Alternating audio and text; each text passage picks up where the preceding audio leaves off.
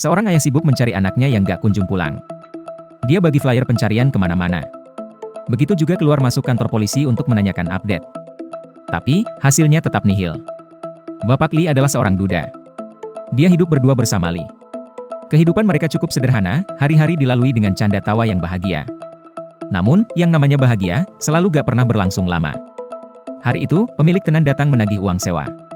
Bapak Lee memohon agar diberi tambahan waktu, dia belum ada uang untuk membayar. Lee yang sedang tengah belajar, mendengar percakapan itu. Dia langsung memberitahu pada ayah bahwa, dirinya terpilih dalam program beasiswa penukaran pelajar ke luar negeri selama 2 tahun. Ini adalah kesempatan bagus, Bapak Lee berharap si anak bisa punya masa depan yang cerah. Mereka pun ke toko jas menempah jas mahal dengan bordiran nama di lengan baju. Lee berangkat dengan memakai jas itu. Awalnya semua berjalan baik-baik saja. Dia rutin kontak dengan ayah. Entah kenapa, suatu hari gak ada kabar dari Lee sama sekali. Ditunggu dan ditunggu, hingga 15 hari lamanya chat gak pernah dibalas. Telepon pun gak aktif. Bapak Lee sangat khawatir. Kebetulan hari itu, si pemilik tenan lewat. Bapak Lee menyapanya dan berjanji akan membayar uang sewa dalam waktu dekat. Tapi, kata pemilik tenan, uang sewa telah dibayarkan oleh Lee. Bapak Lee langsung tersentak, dia punya firasat gak enak. Dia menemui teman-teman Lee. Dan ternyata kata teman-teman, Lee sudah lama cuti sekolah, dan bekerja karena mau bantu ringankan beban sang ayah. Setelah mendengar itu, Bapak Lee sangat syok. Selama ini rupanya Lee berbohong, sang ayah segera pulang dan membongkar laci si anak. Di situ ada sebuah kontrak kerja. Bapak Lee langsung terbang ke alamat yang tertera di kontrak. Tapi, yang membuat merinding, setiba di sana, alamat yang tertera, rupanya hanya sebuah lahan kosong. Lalu, di mana Lee sekarang? Ada apa ini sesungguhnya?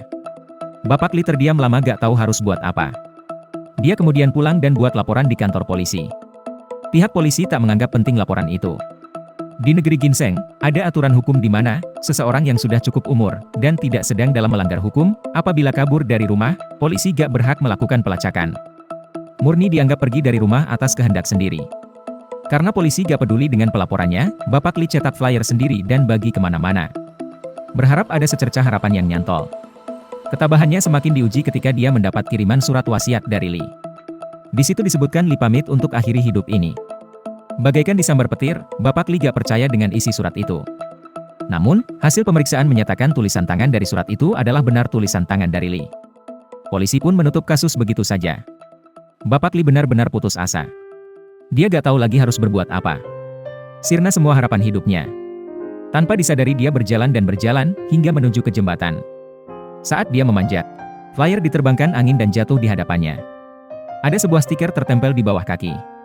Stiker itu berisikan nomor saluran telepon yang bisa dihubungi saat kita mengalami kesusahan. Bapak Lee terdiam lama memandang stiker itu. Telepon pun berbunyi, saatnya beraksi. Chow, sebagai seorang sopir taksi, tapi sesungguhnya dia adalah orang yang bertugas menyelesaikan masalah bagi orang-orang yang putus asa dan teraniaya. Bapak Lee menceritakan semua kronologis kepergian Lee, dan meminta bantu dicarikan anak. Chow dan tim segera beraksi. Mereka cross-check semua informasi yang berkaitan. Surat wasiat yang ditulis Lee mengandung kode Morse tersembunyi. Lee pernah lama di militer, dia fasih dengan penggunaan kode Morse. Diperkirakan saat Lee dipaksa bikin surat wasiat, dia sengaja membuat kode Morse menggunakan ujung pulpen. Chow memecahkan kode itu, ternyata berbunyi, tolong. Kantor perwakilan PT tempat Lee bekerja, alamat yang terdaftar ternyata adalah sebuah zong. Itu hanya gedung kosong yang terbengkalai. Postingan loker sudah berulang-ulang di-upload, sekilas terlihat beda postingan, tapi diperhatikan dengan seksama. Sebenarnya itu adalah postingan dari orang yang sama, karena susunan format dan jenis huruf semuanya sama. Melihat jebakan Batman itu, Chow sengaja melamar. Setelah diterima, Chow pun berangkat. Tiba di setempat, Chow dan 2 orang lainnya dijemput oleh seorang pemandu wisata. Pelayanannya begitu ramah membuat para pekerja gak sedikit pun curiga. Kacamata perekam telah memperlihatkan semua informasi pada tim. Mereka kemudian melanjutkan perjalanan hingga naik kapal ke suatu pulau. Setibanya di pulau, pemandu mulai buka kedok aslinya. Dia mengambil HP mereka semua, dengan alasan mau didaftarkan nomor lokal. Di tengah jalan, tiba-tiba mobil mereka dihadang. Chow dan yang lainnya langsung ditangkap. Dan ketika terbangun, mereka sudah berada dalam ruangan gelap yang lusuh. Kaki mereka diikat dan digantung terbalik. Ada apa, kok malah diperlakukan seperti gini? Ternyata mereka sudah masuk jebakan Batman. Ini bukan kantor biasa, melainkan sebuah sindikat judi online. Orang-orang yang direkrut dijanjikan tawaran gaji yang tinggi. Begitu sampai, paspor dan HP ditahan, mereka dipaksa buat program game judi online. Bagi siapa yang melawan, endingnya akan babak belur seperti gini. Ternyata sudah banyak orang yang terjebak sebelumnya dengan skema yang sama. Mereka diberi mes layaknya seperti sel, digembok kamar mereka masing-masing. Cowok kemudian menyelinap keluar untuk melihat situasi. Dia mencari satu persatu kamar, Lee tidak ada di sini. Berarti, selain situ, masih ada sarang judi online lainnya yang seperti ini. Tiba-tiba, salah satu dari mereka nekat melarikan diri. Dia ketakutan dan kabur. Tapi, para penjaga gak bergegas mengejarnya, mereka malah slow saja.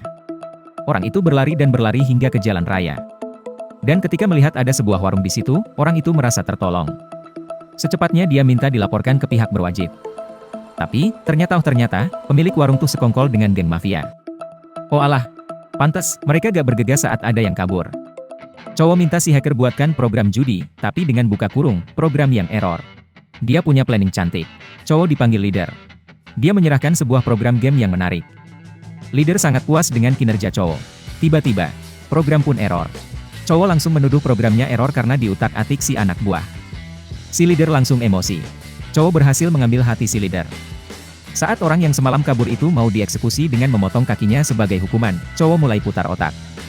Dia nego dengan leader, supaya program bisa menjadi lebih sempurna apabila dia diberi bantuan 2 orang pekerja lagi. Orang itu pun terselamatkan. Mereka bertiga pun dikurung dalam satu kamar. Cowok minta bantuan agar mereka bantu mengelabui penjaga, dia sendiri menyelinap keluar mencari si pemandu jahat itu.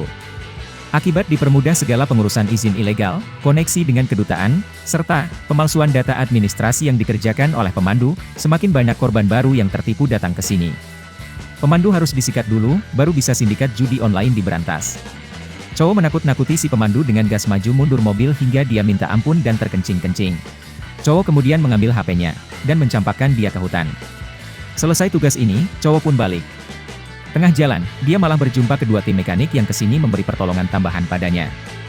Begitu kebetulan, kedua orang itu malah berjumpa sama si Boneng di setempat. Masih ingat sama dia? Si Boneng ini adalah bos sindikat voice phishing di episode cerita yang lalu. Itu loh yang ada kisah kasih capit kepiting dengan cowok. Tiba-tiba muncul ide baru. Cowok tahu si Boneng bukan orang abal-abal, dulunya dia adalah bos sindikat yang punya banyak anak buah pemukul. Di sini juga sama, dia kembali bangun resto Cina dan punya banyak anak buah. Cowok memanfaatkan dendam si Boneng padanya. Dia sengaja memakai baju ala-ala fashion kesukaan si Boneng, lalu sengaja muncul di depannya. Seketika si Boneng terpaku lama, melihat si pria idamannya muncul di situ. Walaupun dendam, tapi si Boneng tetap merindukan cowok. Dia pun melacak alamat tempat tinggal cowok. Besoknya, Boneng membawa sekompi pasukan ke situ. Kesempatan datang, cowok langsung chat memakai HP si pemandu, dan beri kode bahwa sarang persembunyian telah diketahui orang. Si anak buah langsung ketakutan dan membawa semua orang pindah ke markas besar. Pasukan si Boneng membabi buta menghajar semua orang guna mencari cowok. Sebelum pergi, gak lupa cowok meninggalkan sebuah kacamata dan segelas kopi. Boneng memandang itu dengan penuh perasaan. Setiba di markas, cowok memperhatikan sekeliling, hacker mulai meretas alamat situ. Ketika bos muncul, hacker langsung terkejut, ternyata dia tak lain adalah ketua polisi. Pantesan, semua kasus orang yang hilang di luar negeri dengan gampang ditutupnya. Rupanya dia sendiri adalah bos sindikat judi online. Lalu bagaimana jika para penegak hukum ternyata malah yang melanggar hukum itu sendiri? Di markas itulah akhirnya cowok menemukan Lee, dia babak belur dan masih memakai jas bordir pemberian sang ayah. Cowok dan pekerja lainnya kemudian dipaksa menulis surat wasiat. Mereka siap-siap mau dihabisi. Cowok sangat pilu. Nyawa manusia bagaikan binatang di sini, dari jumlah koper yang tertumpuk, kelihatan betapa banyak korban anak orang sebelumnya. Seketika cowok langsung menghajar para pelaku kejahatan tanpa beri ampun. Si ketua polisi langsung bawa mobil kabur. Cowok gak kasih kendor, dia pun mengejar sampai ujung dunia sekalipun. Saat si ketua polisi sudah buntu, dia pun terpaksa turun mobil. Tiba-tiba sebuah tembakan meluncur tepat terkena jantungnya. Ada apa ini? Ternyata, di atas langit, masih ada langit. Di atas bos, masih ada bandar. Masih ada pemain besar yang main di belakang layar. Supaya hal tidak terbongkar semua, ketua polisi pun dihabisi mereka. Setelah kasus ini terkuak, para korban pun dipulangkan ke rumah masing-masing, termasuk Lee. Sekian lama penantian sang ayah, akhirnya yang ditunggu-tunggu pun pulang. Semaraknya penipuan telah terjadi di segala penjuru dunia.